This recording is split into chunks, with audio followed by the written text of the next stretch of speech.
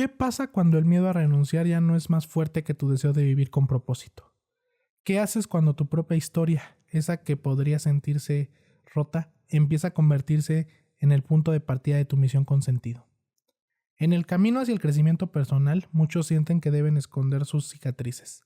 El dolor, la enfermedad o los cambios radicales parecen contraindicaciones, pero a veces son el combustible para encontrar nuestra verdadera vocación.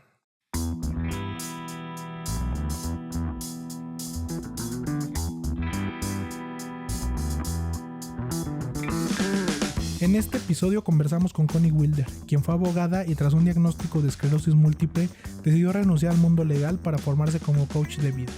Esa decisión no fue fácil, implicó dejar atrás seguridad y estatus para enfrentar lo desconocido, pero desde ahí creó un espacio de sanación emocional para otros, naciendo como coach de desarrollo personal con sensibilidad, experiencia real y autenticidad.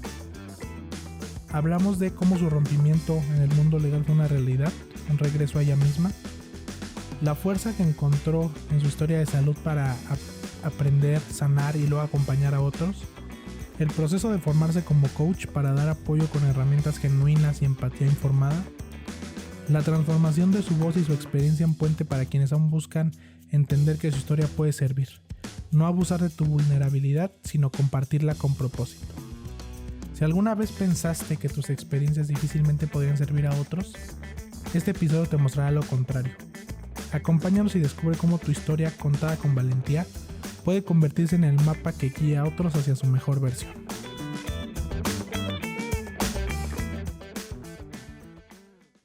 Connie, bienvenida. Es un gran honor tenerte pues aquí el día de hoy. Y te pregunté esto de la embajada. Bueno, ahorita me contaste de la embajada porque justamente quiero iniciar por ese tema, porque es algo en lo que me siento muy identificado. Has mencionado en muchos lados donde te he visto que pues eres una persona muy dispersa.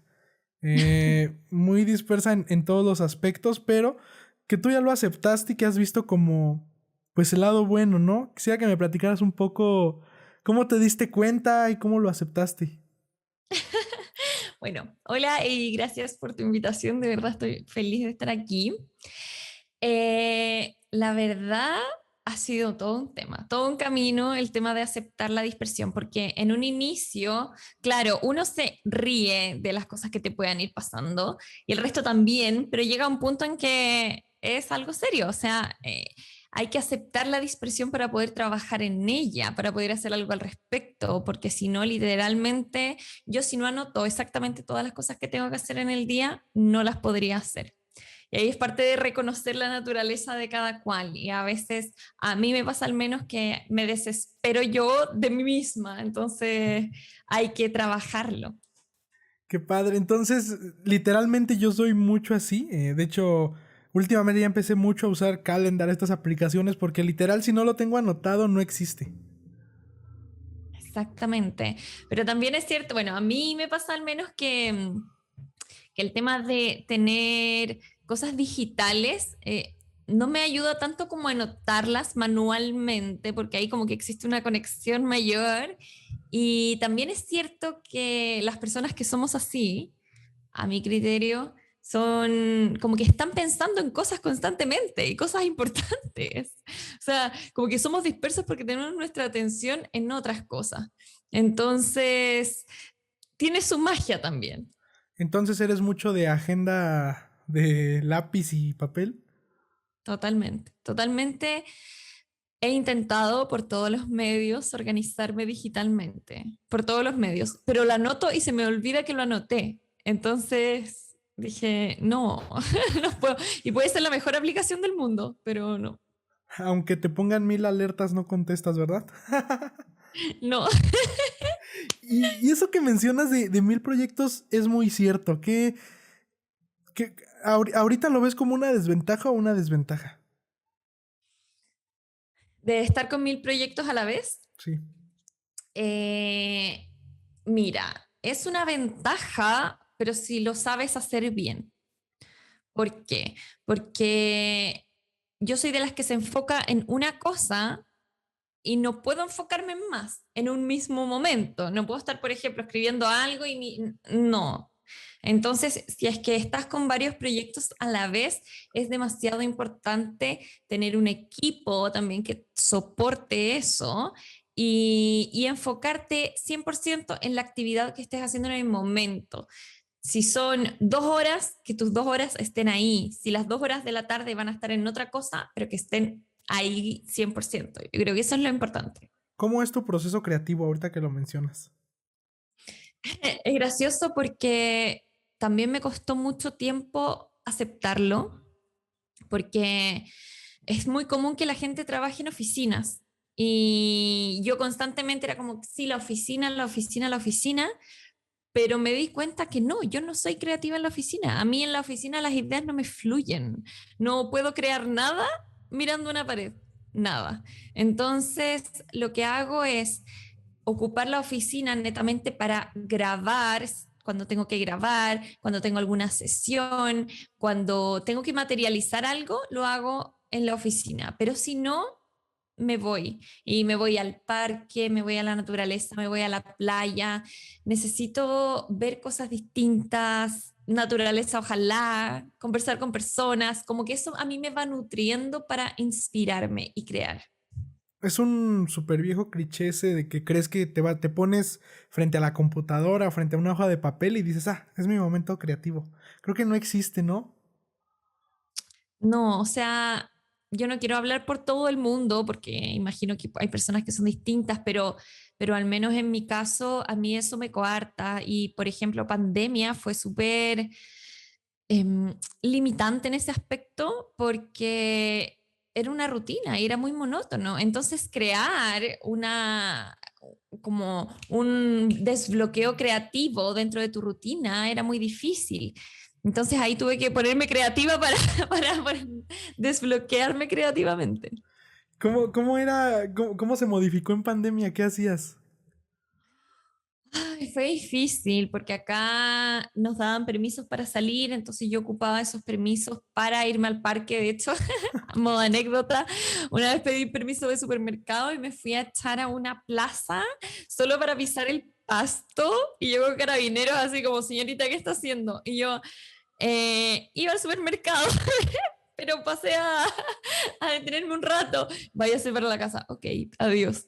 Porque, porque si no, hay personas que son más sensibles al entorno y yo soy sensible al entorno. Entonces, para mí es necesario estar en contacto también con la naturaleza, como te decía, porque es como una conexión distinta. Sí. Ahorita que mencionas esto de tu proceso creativo, algo que quería tocar mucho es, pues bueno, hoy en día tienes como 1000 proyectos, muchos a la vez por lo que me conté estás ahorita, pero ¿cómo es tu estado de flow? El estado de flow, me encanta ese concepto porque el estado de flow es aquel minuto, y lo voy a poner con un ejemplo. ¿Te has dado cuenta cuando tú a veces, bueno, cuando habían fiestas, como que vas a una fiesta, conoces gente, como que es divertido, como que lo pasas bien, como que todo fluye, como que, y te vuelves a la casa con una sonrisa y sientes que invertiste bien tu tiempo y lo disfrutaste? Pero hay veces en que tú vas y no, como que no, hagas lo que hagas, no. Entonces, siento que en la vida uno tiene que alinearse para poder vivir en ese estado de flow, de fluidez, de que las cosas empiecen poco a poco a encajar una a una, y finalmente es como un baile y conoces personas y tu trabajo se hace agradable y disfrutas cada momento. Creo que ese es el momento exacto en el cual tú dices, wow, he hecho un buen trabajo hasta hoy, porque tenemos que reconocer que muchas veces intentamos forzar cosas que no resultan. Y no resultan. Entonces yo soy de la idea de que si hay que forzarlo, no es bueno, no es para ti.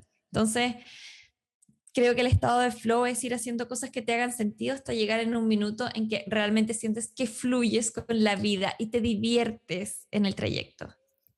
¿Cuál es la peor experiencia que te ha pasado cuando dices, no, de verdad ahorita sí no sale nada? Bueno, te decía que antes tenía que estar encerrada aquí en la oficina y de repente era ya, hoy día voy a crear tantos videos del curso no sé cuánto, perfecto. Y me ponía, y no, y no, y no.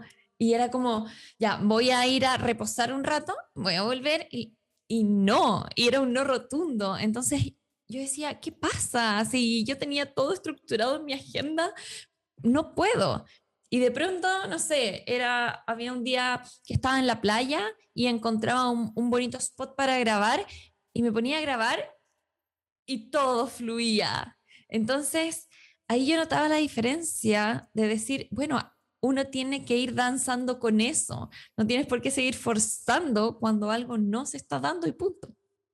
Ok, perfecto. Ahora, pasando de tema, porque quería iniciar por esto que te voy a mencionar, pero como mencionaste mucho lo de este ser disperso, que también quería tocar ese tema, pero a ver, Connie, el día de hoy, y por eso me llama mucho la atención tu historia, porque aparte de todo lo increíble que haces hoy, te saliste del camino tradicional y literal no fue como que despacito, fue pues literal cortaste y me voy. Quiero que me cuentes por qué estudiaste derecho, No o sea, sé. o sea, y, y ahorita dices tal vez no sé, pero regresando a esa etapa antes de entrar a la universidad, ¿de verdad te gustaba o existía una cierta presión social? Mira, voy a ser súper sincera y me voy a poner en la perspectiva de ese minuto y cómo lo veo hoy. Eh, la verdad, yo mm, hubo presión social, pero era yo misma la que me presionaba. Tipo, mis papás nunca me obligaron, nunca me dijeron tienes que hacer esto y si no nada, no, no fue así. Pero yo misma, dentro de mi autoexigencia, era como, ya, tengo que cumplir con el estándar y tengo que hacer cosas geniales y no sé qué, porque yo me sentía muy inteligente. Yo siempre sentí que era muy inteligente, entonces yo decía, quiero ir a la mejor carrera porque yo soy muy inteligente. Y yo siempre fui súper humanista, entonces dentro de ese sector el derecho era como, no sé, una carrera bacán y buena en, bacán es como bueno en Chile. Y eso, yo lo decidí de esa manera. Hoy miro para atrás y lo entiendo como, que también lo he estado publicando últimamente y lo voy a publicar en una foto, que es el intentar validarse constantemente, el intentar demostrar que tú eres capaz en algo y llenarte de títulos, certificaciones, cursos, cosas, qué sé yo. Entonces, hoy lo veo y yo dije, hey, yo en ese minuto sentía que era inteligente, pero para mí, pero para que el resto lo pudiera reconocer, yo tenía que estudiar eso. Entonces, y de hecho, a mitad de carrera, tipo a los 3 años, yo sabía que no me gustaba, que no era para mí, porque mucha burocracia, mucho papel, mucha firma, y a mí eso me altera. Y yo decía, no, no es para mí, pero ya había ingresado. Y también dentro de la autoexigencia era como, bueno, lo que se empieza se termina. Así sea llorando, pataleando, se termina, punto. Así que así fue más o menos la historia.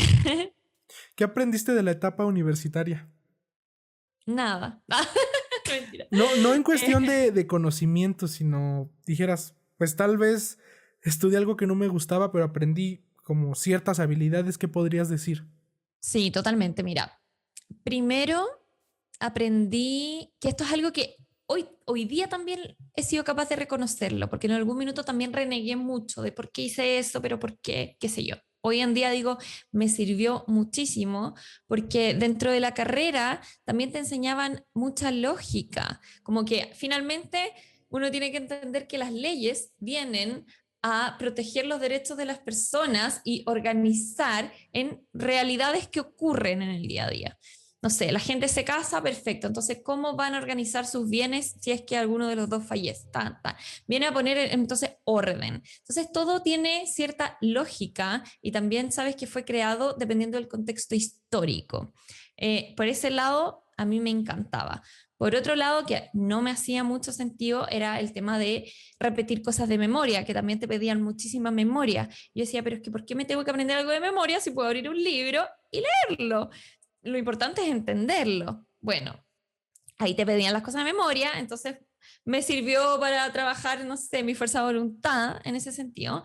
Y lo último, que también es muy importante y que me sirvió para lo que estoy haciendo hoy en día también, es el tema de la habilidad comunicacional, porque lo grabé el otro día en un podcast que me preguntan, ¿qué consejo nos darías para pasar el examen de grado? Y mi consejo es 50% conocimiento y 50% capacidad de dar a conocer ese conocimiento. Eso es capacidad comunicacional, cómo tú te expresas, cómo eres capaz de decir lo que sabes, porque finalmente, si no sabes decir lo que sabes, es como si no lo supieras. Entonces, esa habilidad de transmitirlo. Esta habilidad de comunicar, ¿desde cuándo la traes? De toda la vida. Nunca existió ningún tipo de pena. Eras de las que pasabas al frente del salón.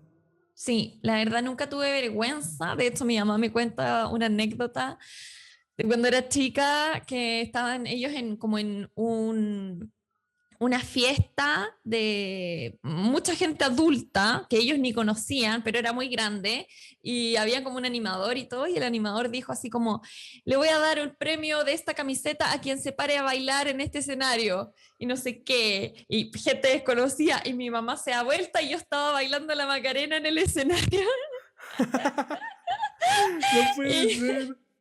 y me gané la camiseta, pero no, o sea, extrovertida he sido siempre.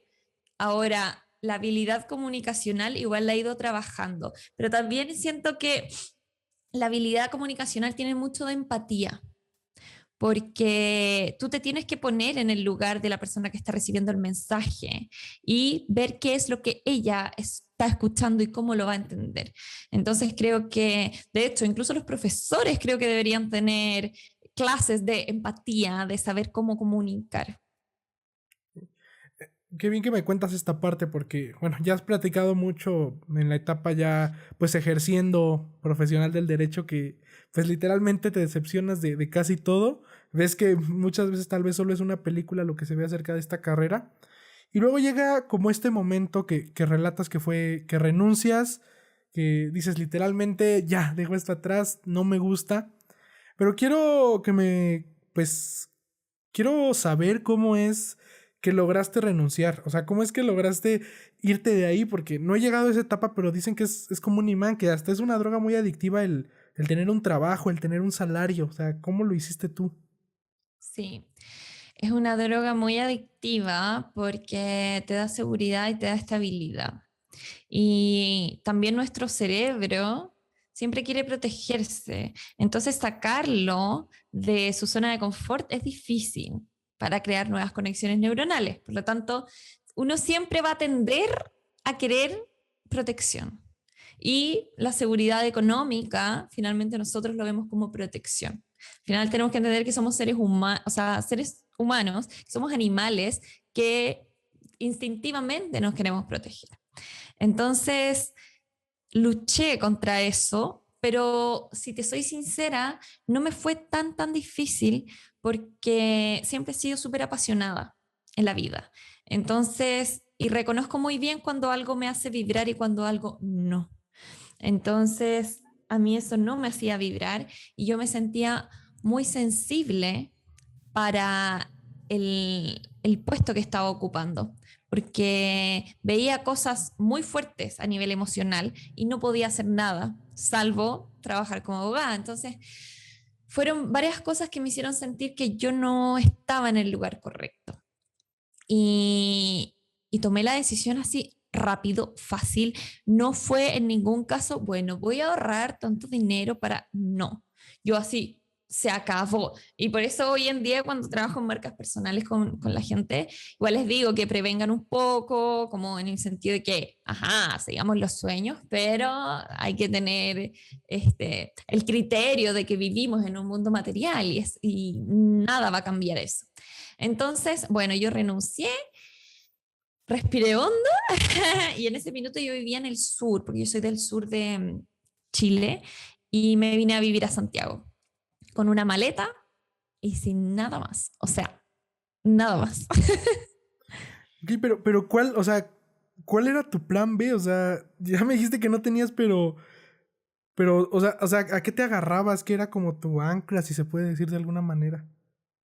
Ya, aquí también voy a ser súper sincera, que en ese tiempo se daba mucho aquí el trabajo en publicidades comerciales, de televisión, fotografías, etcétera. Y yo sabía que yo podía hacer eso. Entonces, obviamente, cuando vivía en el sur, no lo hacía. También fue una apuesta, porque yo dije, bueno, me voy a mantener haciendo eso un tiempo para salir de acá, básicamente. Yo quería vivir en Santiago, eso siempre lo supe. Yo quería venirme a la capital, me gusta el movimiento, me gusta la gente, etcétera. Entonces, me vine y empecé a trabajar en esas cosas que yo sabía que me iban a poder mantener viva. O sea, pero ¿del lado de producción o del lado de tú salir? Yo salir, yo salir. Después, si quieres, te muestro algunos comerciales. No puede ser, Connie, eso sí no lo sabía. Sí, sí, ahí grabé varios comerciales para la televisión, para redes sociales, para fotografía. Y era un Oye, pero, trabajo. pero, pero te das cuenta que, o sea, este trabajo que mencionas que lo hacías como pues como puente en lo que llegabas a tu objetivo, Ujú. para muchas personas era como una meta, ¿no? El salir en televisión, el salir en Ay. publicidad, o sea, ¿cómo llegaste a esos niveles tan fácil? Sí, mira, yo te voy a ser sincera, cuando yo me vine, tampoco sabía perfectamente cuál era mi meta, no sabía perfectamente qué era lo que yo quería hacer. Entonces, para mí eso fue lo que me daba la libertad para yo poder tener ese proceso de introspección y saber qué quería hacer. Entonces, si bien el trabajo propiamente tal no era algo que me apasionara porque era demasiado tema superficial, físico y qué sé yo, sí me daba la libertad, porque las producciones son, no sé, una mañana, una tarde, no estás todo el día, porque al final yo siento que eso es lo que mata tu creatividad, el estar todo el día haciendo algo. Entonces, me pasó que durante ese proceso que yo trabajé haciendo eso, fue cuando yo descubrí mi real pasión. Entonces, creo que es importante que entendamos que no siempre uno tiene que tener las cosas absolutamente claras desde el inicio, sino que se va dando. Y si no lo tienes claro, es importante vivir experiencias, ir experimentando, tener actividades y en base a eso tú vas descubriendo qué cosas te van resonando más. Pero en ese momento que dices que ahí descubriste de verdad tu propósito, ¿qué pasó? Fue, bueno, mientras trabajaba en eso, también tenía tiempo libre. A mí algo que me gusta mucho es tener tiempo libre porque yo reflexiono mucho en mi tiempo libre. Entonces, en ese minuto, iba al gimnasio, por ejemplo, le daba tiempo a mis actividades diarias que antes no lo hacía. Entonces, para mí fue muy importante tener ese espacio. Vivía sola, entonces escuchaba podcast, leía libros, me empecé a interiorizar. Entonces, mientras trabajaba, hacía este otro trabajo interno que fue el que en un minuto me hizo clic de decir, esto es lo que yo quiero hacer. Porque finalmente el tema del desarrollo personal no es algo que siempre haya existido y todos sepamos. Por ejemplo, yo cuando salí del colegio jamás nadie me dijo que esto existía ni que te puedes dedicar a esto. Entonces, también cuando empecé a leer estos libros, para mí era que le pusieran nombre a algo que yo ya pensaba. Entonces dije, esto es. Y así fue más o menos el proceso de reconocimiento. Y es que esto que mencionas de cuando trabajabas en publicidad es el viejo cliché del emprendedor, pero tú lo hiciste realidad. El de en lo que despega tu proyecto, busca otro trabajo en lo que puedas ir subsistiendo. Y lo hiciste a la maravilla, pero a mí me da pues mucha curiosidad o sea, ¿cómo se dio la primera oportunidad? ¿Cómo tocaste puertas? Ahí, mira, intensa como yo misma. Toqué puertas, casting, cosas, todo. Entonces, como estaba también dentro del proceso de autoconocimiento, Y en ese minuto, bueno, yo también vendí mi auto cuando me vine a Santiago. Era como, me despojé de todo tipo de seguridad que tenía en algún minuto, lo despojé. Entonces, yo caminaba mucho. Entonces, iba camino al casting, por ejemplo, y me iba escuchando algún podcast, algún audiolibro, algo, hacia el casting.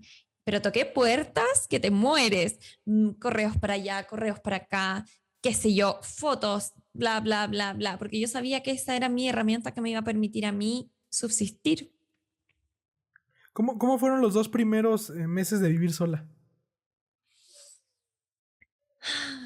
Fueron bonitos y a veces solos, porque uno generalmente no está tan acostumbrado a vivir solo, pero lo pude sobrellevar de la mejor manera porque, como te digo, comencé este camino y me inundé de amor propio, que creo que es algo que es muy importante, sobre todo cuando uno inicia su camino, saber que cómo uno es, lo que uno vale. Entonces, fue todo ese proceso de vivir sola, de autoconocimiento y mucha introspección. Ahí, bueno, también conocí gente, salía, qué sé yo, pero fue un dejar atrás todas las certezas de la vida y abrazar la incertidumbre.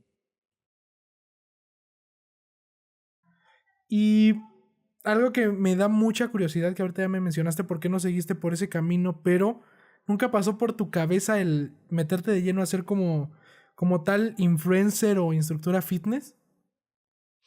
Eh, en algún minuto, quizás durante eso, se me pasó por la cabeza, pero a mí me gusta mucho ir a lo profundo, como al fondo de las cosas, como entonces me pasó en algún tiempo que sí me metí mucho en el tema del ejercicio físico y a mí me encantaba, qué sé yo, pero también sabía que detrás de eso, de hecho, siempre lo pienso, detrás de una vida saludable, lo que más importa es lo que tienes en la cabeza.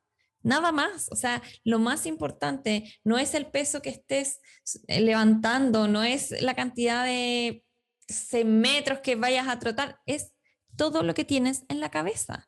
Entonces, en algún minuto lo pensé, pero yo sabía que mi misión al menos irá aún ir más profundo.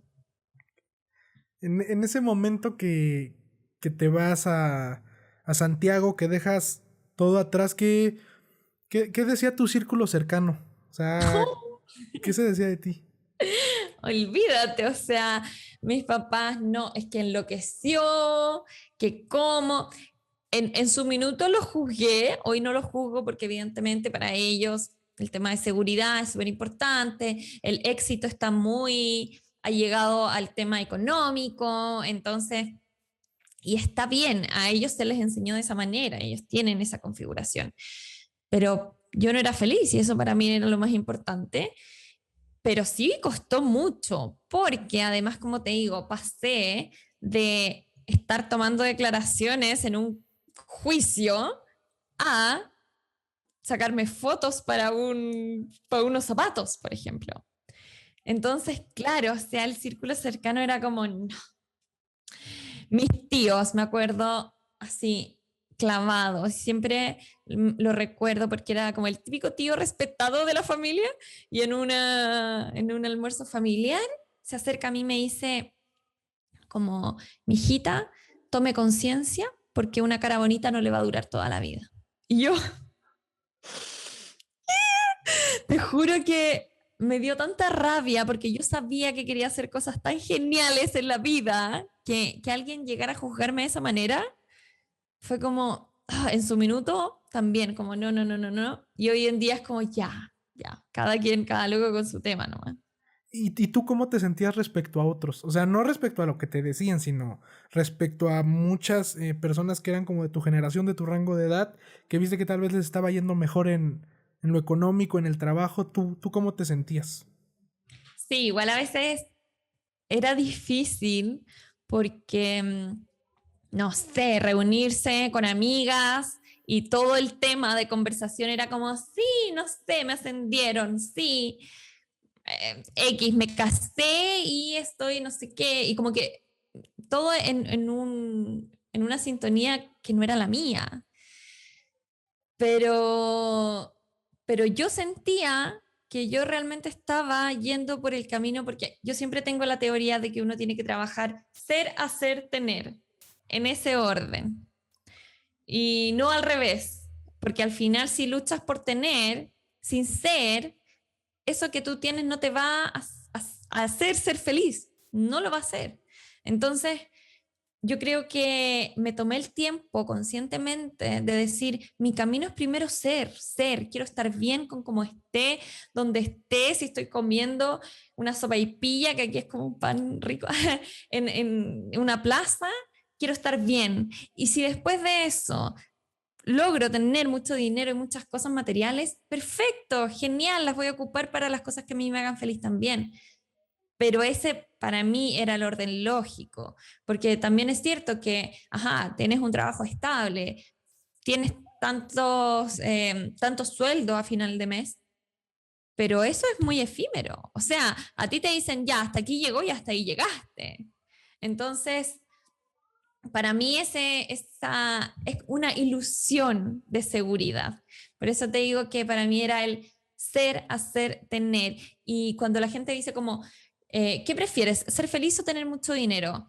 Yo creo que son cosas completamente compatibles y no son excluyentes entre sí. El tema es el orden en el cual tú quieres obtenerlos. Y yo creo que primero es ser feliz y después tener dinero. ¿Qué visión te dieron tus padres del mundo? Durante tu juventud, tu adolescencia, ¿cómo recuerdas que veías el mundo a través de ellos? Siempre muy salvaje, por eso me da risa porque, bueno, ahora estoy con todo The Wild Club, que yo siempre me he sentido muy apegada como a la tierra, como a lo simple, a lo sencillo, a lo aventurero, a esas cosas. Si bien me gusta la comodidad, estoy muy allegada a la naturaleza y por eso yo te decía, a mí no me gusta la burocracia, porque no tiene sentido, porque yo literalmente en mi mente, yo tengo que podríamos vivir perfectamente todos en una tribu, todos en tribu y comer ahí y tener nuestras dinámicas perfectamente. Siento que el ser humano se se complica demasiado la vida, demasiado. Si lo pensamos, somos animales, los únicos animales racionales que existen. Y somos los únicos que hemos creado un sistema que va en desmedro de nuestra propia paz. Y eso a mí no me cabe en la cabeza. Entonces digo, pero hagamos las cosas más simples. ¿Por qué tenemos? Si lo pensamos bien, todo este sistema ha sido creado por nuestra imaginación. O sea, el dinero es imaginación. Los países son imaginación porque no existen fronteras trazadas en la tierra. Entonces, por eso yo te decía que hoy estaba enojada con el tema de la embajada, porque yo decía, ¿por qué como seres humanos tenemos que tener tantas divisiones, tantas cosas y casi que pedir por favor que te den una renovación para poder ir a un lugar que pertenece a la tierra, que es tu tierra también? No, no me cuadra. ¿Qué? Sí, o sea, literalmente muchas veces complicamos. Y como tú lo dices, tal vez. Sabes también que me llama mucho la atención que siempre que intentamos como cuestionar estos aspectos, siempre la respuesta de todo el mundo es porque es así. O sea, no existe algo que te diga, o sea, claro, ¿por qué crees que se responde porque es así? Por lo mismo el cerebro humano que protección, seguridad, estabilidad. Y yo me acuerdo perfectamente cuando estaba trabajando en fiscalía como abogada, habían sistemas, pero absurdos, absurdos, absurdos, que no tenían ni pies ni cabeza. Y yo le preguntaba a mis compañeros de trabajo, pero ¿por qué hacemos esto si no tiene sentido? Es que siempre ha sido así. Y yo, pero es que no porque siempre haya sido así, es que esté bien hecho, cambiémoslo. No, es que siempre ha sido así. Era como, linda, déjalo así y cumple tu horario y ándate. Entonces yo no puedo. Bueno, ahora que ya pasamos esta etapa como en el timeline, algo que me llama mucho la atención es, si bien ya me contaste cómo es que descubriste pues tu pasión, que esto del desarrollo personal era algo que de verdad te apasionaba mucho. ¿Cuál fue como el momento, cómo viste de, aparte de que me apasiona, creo que hay negocio, o sea, creo que puedo ganar dinero, puedo vivir de esto? ¿Cómo te diste cuenta? ¿De dónde te inspiraste? ¿Dónde viste? O sea, hay futuro en esto. Mira, la verdad es que también fue difícil al principio. El otro día conversaba con una amiga que es coach también y yo le decía, a mí al principio me costaba cobrar y me costaba hacer negocio de esto porque no es tangible. Porque yo no te estoy vendiendo una moto que tú dices como, ah, ya, te pago, listo, negocio.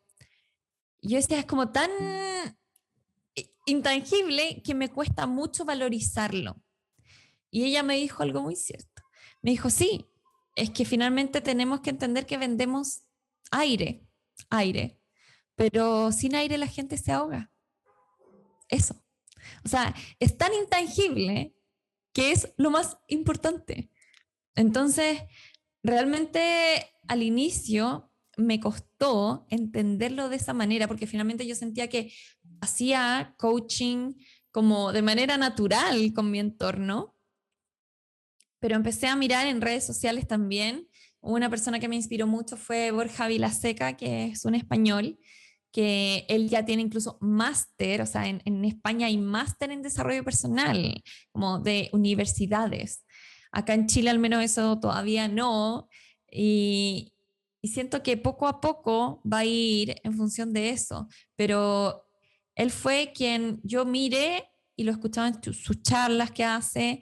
Yo decía, se puede hacer negocio de esto. Y no negocio, me pasa aquí porque yo creo que al inicio, incluso todavía me queda un poco como esa limitación mental de que el negocio es algo malo.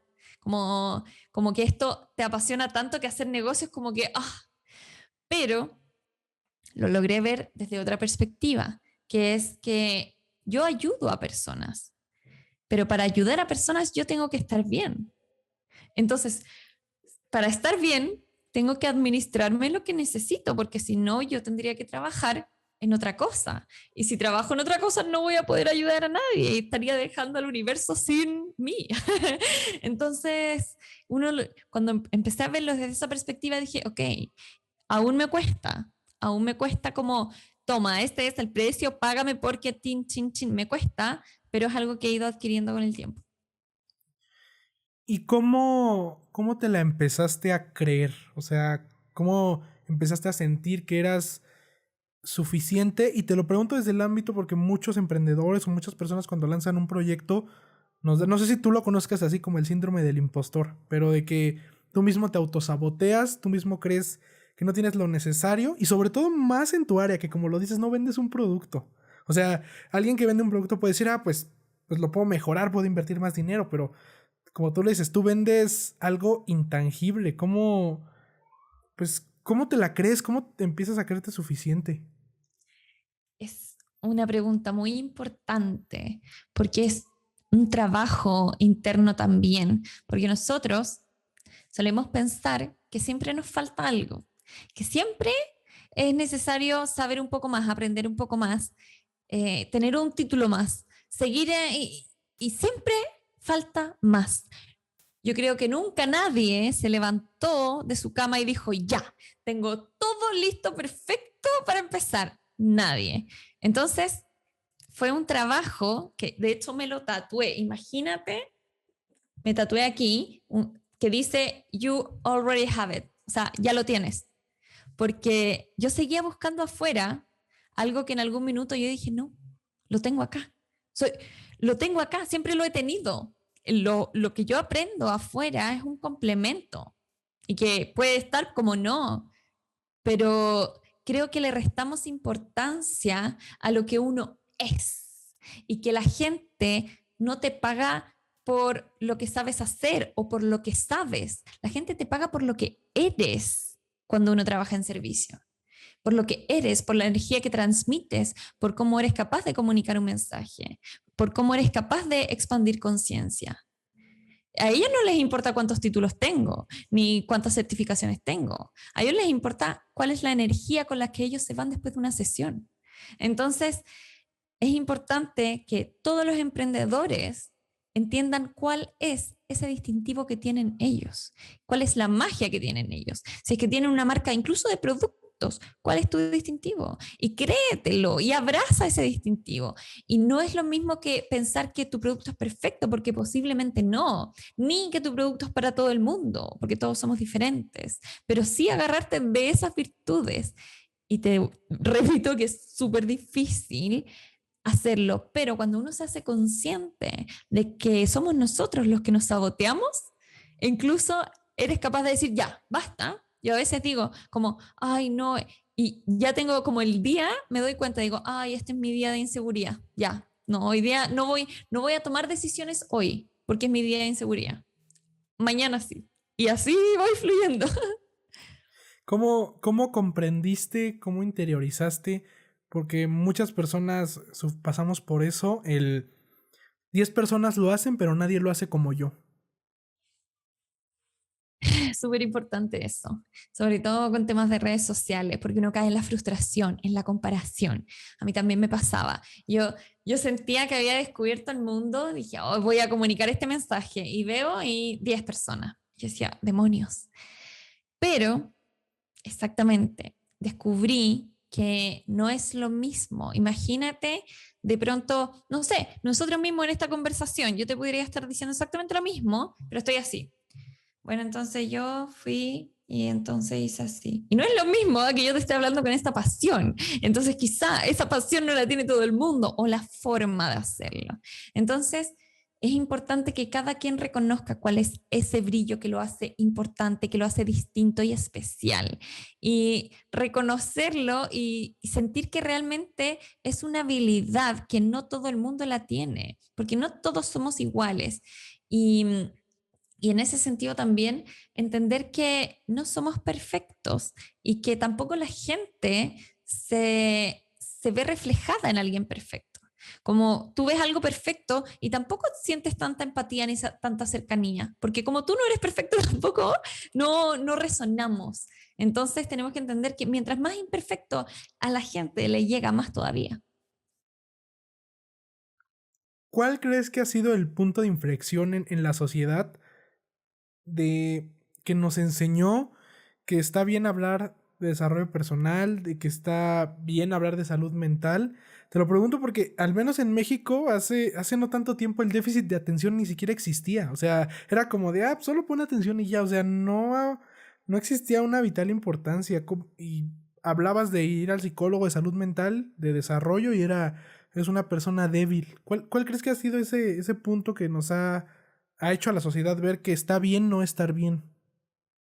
Yo creo que ha sido importante el cambio de generación entre, por ejemplo, tus padres, mis padres, nuestros abuelos, que tuvieron una vida muy configurada a obedecer, a obedecer, a obedecer, a obedecer. Nunca se habló de estos temas, nunca se habló de inteligencia emocional, nunca, nada, nada, nada, nada. Y vivieron una vida tan dura o tan limitada que incluso algunos de ellos al final de su vida se dieron cuenta, wow, en realidad viví de esa manera. Pero llegaron nuevas generaciones que veían esto y decían, no quiero ser como mis padres, mis abuelos, no quiero vivir trabajando, no quiero estar cumpliendo constantemente, no quiero estar enfermo mentalmente. Y poco a poco, como que se fue hablando, aunque sea un 10% más, pero ese 10% más hizo que continuara y es una bola de nieve, porque se, se dieron cuenta que detrás de cada puesto de trabajo existe una persona, hay personas, somos personas. Pero de hecho hay un meme que decía como un abuelo que decía como, ay, en mi tiempo no se hablaba eso de la salud mental. Y es como, evidentemente no se hablaba de la salud mental, porque claro, ellos nunca se trabajaron, nunca nada. Algunos, solo algunos, se dieron cuenta que pudieron haberlo hecho mejor y que puede el futuro tener algo mejor. Pero nosotros desde esa libertad creo que lo podemos seguir expandiendo. Aquí en México hay un meme muy famoso Cuando tu papá te dice que por qué no te va bien en la escuela y dice, yo cuando iba a la escuela yo tenía que nadar, cruzar entre montes y todo, y es como de... Andar descalzo en la Sí. nieve. Sí, es gracioso eso, que al final también lo he hablado, creo, en podcast, respecto de la cultura de sufrimiento que hay, que había, que ahora recién está como un poco deshaciéndose esa creencia de que tienes que estar trabajando fuerte todo el día y mientras más duro mejor y mientras más sacrificado mejor. Incluso hay fotos que romantizan como, no sé, en un edificio todas las luces apagadas y en otro una luz prendida y ese es el emprendedor, porque el emprendedor no duerme, porque el emprendedor tiene que estar ahí 24/7. Y ajá, o sea, tiene que haber un esfuerzo, pero tiene que haber un esfuerzo alineado. No puedes tener que tu trabajo no te permita dormir, eso está mal, porque tú eres un ser humano, primero, que tiene que dormir y tiene que comer y después trabajas. Entonces, es tan importante ese cambio de switch, de entender que no tenemos que pasarlo mal, porque muchas personas, incluso en sus momentos de descanso, sienten culpa, que a mí también me pasó como culpa de no estar produciendo, culpa de estar en un minuto en nada. Y después digo, hey, basta, ya, al final son todas las configuraciones, insisto, cuando uno se hace consciente, eres capaz de derribarlo. ¿Tienes rutinas diarias? Sí, ¿Cómo? locas, locas, locas, pero generalmente me levanto temprano y en los horarios del día a día soy bastante flexible, porque creo mucho en el trabajo alineado y concentrado. Creo mucho en 4 horas completamente enfocada a 8 horas dispersa. O sea, y yo que no me puedo mantener más tiempo enfocada en algo. Entonces, lo organizo. Ejemplo, lunes, miércoles y viernes en la mañana voy a gimnasio. Eh, Luego me vengo para acá y trabajo, no sé, ejemplo, hago sesiones, hago 3 sesiones y después en la tarde me dedico a grabar. Otro día distinto, no me toca ir al gimnasio, entonces me quedo acá y grabo toda la mañana. Almuerzo, y tengo sesión en la tarde o, no sé, X puede ocurrir cualquier cosa y como te digo, como estoy en tantas cosas, a mí me gusta mucho el contacto con personas, con gente. Y de hecho esa es una cosa de la cual yo estoy en debe y por eso quiero viajar, que es el contacto humano. Que finalmente yo decía, me encanta tener sesiones, me encanta hacer cursos, me encanta tener alguna conferencia, pero no veo a la gente, no las estoy viendo, no siento la energía. Y a mí la energía de la gente me renueva. Entonces yo decía, ¿cómo? ¿De qué manera puedo compatibilizar estas cosas? Porque, ajá, la virtualidad me encanta porque todo más rápido, todo más bla, bla, bla, pero se perdió la otra parte de que somos seres humanos sociales. ¿Cómo funciona actualmente y cómo es la conclusión de todo lo que hemos hablado hoy que te ha llevado al lugar donde estás? ¿Cómo funciona actualmente tu modelo de negocios, si se quiere ver de esa manera, o todo tu proyecto? Mira, si soy sincera, todo partió muy improvisado, muy improvisado. Y por eso, generalmente para los emprendedores que recién parten, es importante entender que uno no tiene listo el camino al inicio. Tienes que ver algo que sea rentable, pero no enfocarte en absolutamente todos los detalles. No tienes que tener una oficina perfectamente equipada, ni tienes que tener la página web perfectamente diseñada, ni nada. Tienes que tener el producto o servicio que tú vas a brindar y saber en cuánto lo vas a vender y saber que existen personas que te lo quieren comprar. Y eso es el inicio, porque también se romantiza mucho el tema del emprendimiento, que sí, que sigue tu pasión y que, ajá, genial, pero solo en cuanto te dé dinero es un negocio, si no es un hobby. Entonces, hay que ver eso. Primero hay que ver la parte rentable de que algo se venda. Entonces, si es que hay alguien en su casa hoy que quiere partir un negocio de vender miel, agarra la miel y ofrécela a tus vecinos, agarra la miel y ofrécele a los edificios aledaños, a tus amigos, a todos. Comprueba que la gente te va a comprar miel. Pregúntale cada cuánto tiempo puedes comprar miel. ¿Para qué ocupas la miel? Entonces, en base a eso vas creando tú tu estructura y luego vienen los detalles de ya hagamos el logo, ya podríamos poner un carrito de compra, podemos poner, qué sé yo, hacer el Instagram estético, pero primero comprobar eso, porque mucho Instagram estético y mucho logo no te va a llevar a ti a generar un negocio. Connie, voy a pasar a la parte final, que es una sección de preguntas concretas. Respondes y pasamos a la siguiente, ¿vale? Está bien. ¿Cuál es tu compra de $100 o menos que ha impactado positivamente en tu vida en los últimos 6 meses?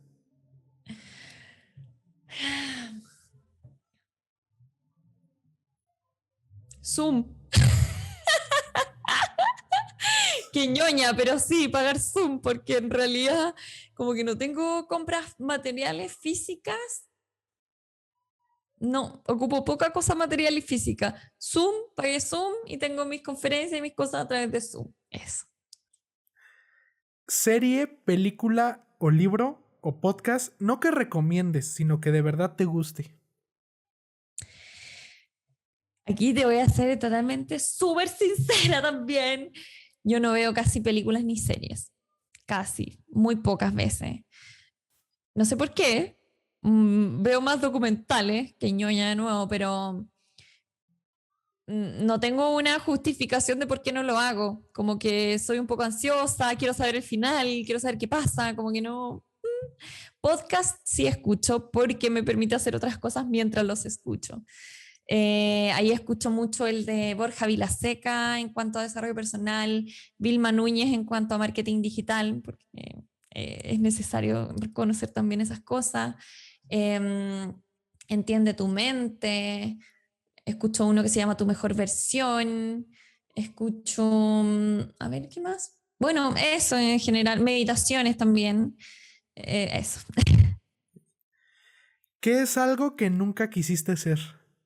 Bueno, esta pregunta creo que la respondimos, pero ¿abogado sería? Yo creo que cualquier cosa que tenga que estar en una oficina de 8 a 7 de la tarde que en un computador. Eso. ¿Prefieres ser un pez grande en un estanque pequeño o un pez pequeño en un estanque grande? Un pez pequeño en un estanque grande. Ok. Cosa que se te da peor que el 99% de las personas en el mundo. Que dices, soy la peor haciendo esto. Oye, qué buenas preguntas. A ver, soy la peor. Bueno, aparte de concentrarme, digamos, cantando. Horrible. ¿En serio? Mala, pero ya sería perfección. ¿Ah? ¿Para qué me voy tanto? Okay. Si se escribiera un libro autobiográfico de tu vida, ¿qué título le pondrías? Ah. Mm, La salvaje vida de Connie. Okay. ¿Cómo un error o un error aparente te prepara para el éxito? ¿Tienes algún fracaso favorito? Sí. O sea, no favorito. A ver, voy a pensarlo, pero pucha que he fracasado. Solo que el fracaso no se ve. Ese es el tema, la gente no habla de los fracasos. Y, y de hecho voy a publicar en algún minuto la historia de, por ejemplo, yo creé una agenda, un planner para vender y la primera vez lo mandé a hacer con una imprenta, un proveedor que me falló en el tiempo. Yo ya había, por eso yo les digo el tema de validar el negocio primero, yo ya había vendido las primeras unidades sin tener el producto físico aún en mi mano. Entonces, las personas ya habían pagado y cuando me llegaron las agendas, un desastre, páginas dadas vuelta, horrible. Y yo me quería morir, había mandado a hacer, me acuerdo, 300 esa primera vez, y de las cuales pude rescatar 50, que eran las que había vendido previamente. Las logré rescatar de ese montón, que tampoco estaban tan buenas, y ya las pude entregar con vergüenza también, porque, en fin. Pero fue un error que me permitió a mí decir, bueno, o sea, otro proveedor, busquemos otro, ya, fin. Fue un poco desgastante porque era mi primera experiencia, pero al final así se hacen las cosas. No a la primera vas a hacer lo mejor del mundo, así que yo creo que ese es un buen ejemplo. ¿Cuál es el peor consejo que te han dado? Tengo tantos. Em,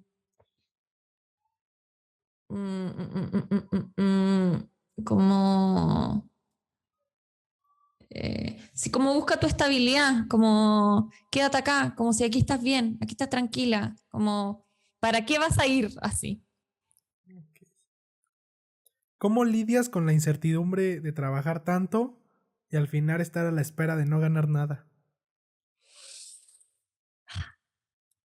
Por eso creo que es importante muchísimo la alineación de lo que uno hace, porque cuando uno está alineado haciendo lo hace por gusto, lo hace porque le gusta y porque está feliz haciéndolo. Entonces yo siento que, sobre todo en temas de coaching y desarrollo personal, lo que das, te lo das. Y no por el hecho de que vayas a recibir algo de vuelta después, sino que te lo estás dando ya al hecho de entregar, ya el mismo hecho de entregarlo. Entonces, creo que solo se compensa de esa manera, hacer algo que realmente a ti te nutra y que el dinero sea algo anexo. ¿Crees que es posible vivir una vida normal sin decir jamás una mentira? No.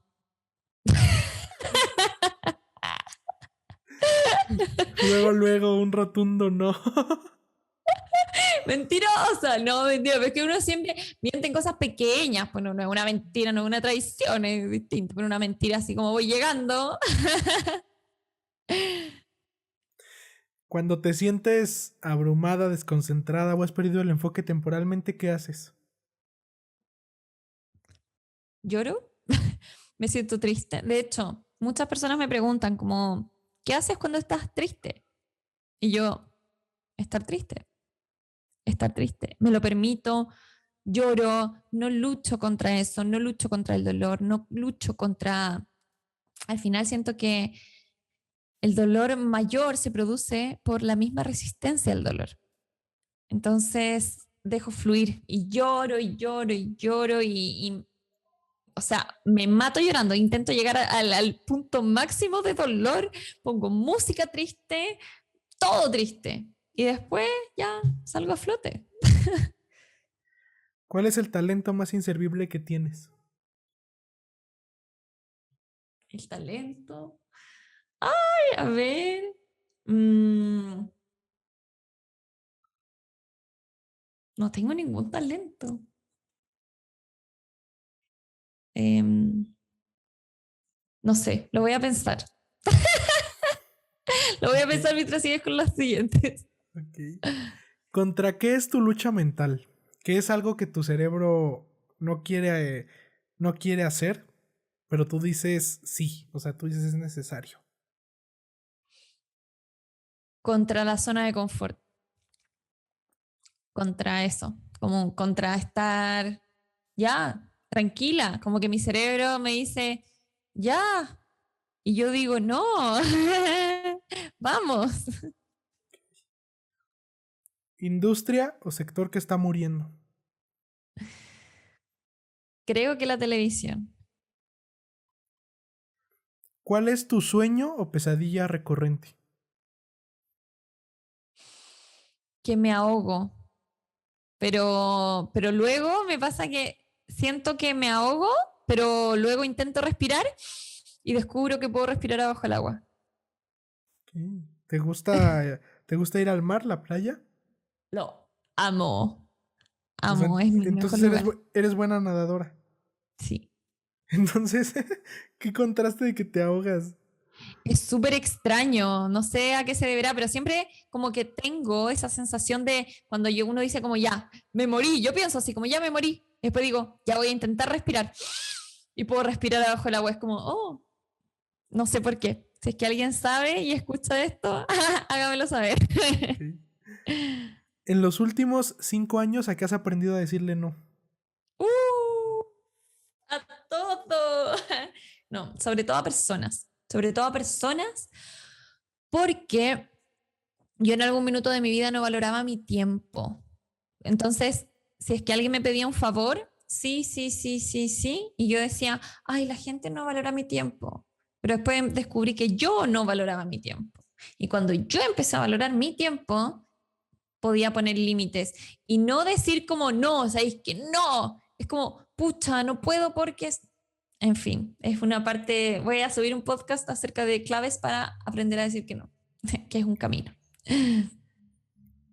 Algo que me llama mucho la atención, Connie, es, has mencionado que te gusta mucho relacionarte con personas, que tienes pues has hecho una red muy amplia de personas que has ido conociendo, con las que tienes sesiones y etcétera. ¿Cómo, cómo logras o cómo crees que se logra mantener una red, no de contactos, pero pues una red de networking, sin buscar solo a o sea, sin ver que solo buscas a las personas porque necesitas algo? ¿Cómo has logrado ese equilibrio? Mm. Muy genuino, real y espontáneo. Porque, bueno, ahora también te voy a contestar la otra pregunta que va ahí, del talento, que no sé si es inservible, porque para esto sirve. Tengo un talento innato para conocer gente, para hacerme amiga de gente, para como que veo a alguien y me da lo mismo si es abuelo, abuela, niño, niña, hombre, mujer, y me puedo quedar conversando millones de rato, puedo ir a un lugar sin conocer a nadie y salgo con gente, puedo ir al baño y me hago una amiga y así. Entonces creo que eso también ha sido clave para el tema de networking, porque finalmente uno logra establecer una conexión más allá. Entonces, como a mí me sale genuino con personas con las cuales no hago networking, que es sencillamente que hablo con ellas. Hoy día, por ejemplo, la embajada me hizo amiga de la que iba atrás mío y sigue esperando la cosa, que el pasaporte, y conversando toda la fila. Me dio risa, pero así el networking también. Entonces, para las personas que están en esa situación de tener que hacer networking, creo que es importante que vean a la persona detrás de lo que necesitan de ella, porque no es, hola, sabes que yo tengo este negocio, sino que entrar a establecer una conexión más allá del negocio, como, oye, ¿dónde te compraste esa camisa? Sabes que yo la estaba buscando en todas partes.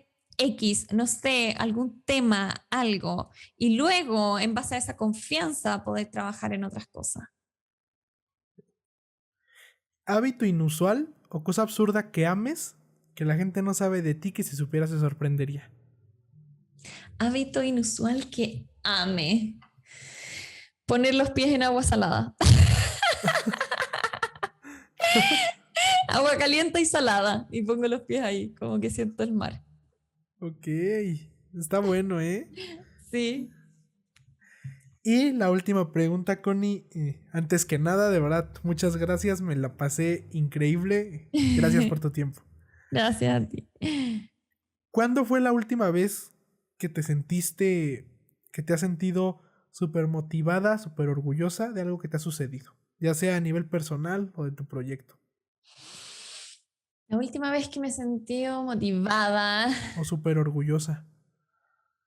no sé, yo creo que eso tengo que trabajarlo mucho porque generalmente no soy de las personas que se siente orgullo. Por ejemplo, si obtengo un logro, es como, sí, genial, vamos a por lo siguiente. Como que muchas veces tengo que mirar hacia atrás y analizar el recorrido, pero creo que uno no necesariamente se tiene que sentir orgulloso de cosas que sean como materialmente buenas, sino que pequeños logros que uno tenga a nivel espiritual también. Y yo, por ejemplo, un momento que me recuerdo de este año, de haber ido a la playa y de decir frente al mar así como, ya, soy suficiente, soy súper capaz, tengo todo, o sea, ya, como de autorregañarme a mí misma.